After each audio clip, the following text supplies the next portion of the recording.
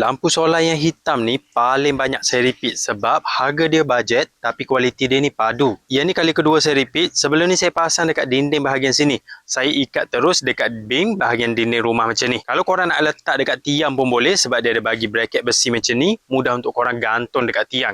Yang ni korang boleh jadikan lampu jalan.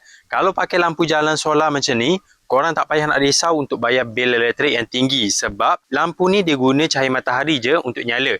Waktu siang macam ni, bila ada matahari, dia akan terus cas dengan automatik.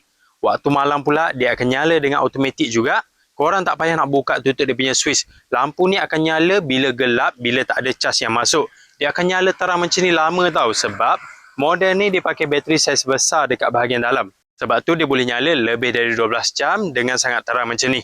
Memang ngam kalau korang yang jenis kerap tinggal rumah waktu malam. Korang tak payah nak risau, rumah korang akan sentiasa cerah sebab lampu ni akan nyala dengan automatik. Tapi yang paling best, korang tak payah nak bayar bil elektrik. Jadi kalau korang nak cari lampu solar, korang nak pasang dekat jalan banyak-banyak, korang boleh check yang model hitam ni. Harga bajet, tapi korang dapat lampu saiz besar, lampu jenis LED banyak dan terang, lampu yang mudah untuk gantung dekat tiang lampu. Korang boleh check lampu solar ni dekat link video. Yang model ni memang baloi.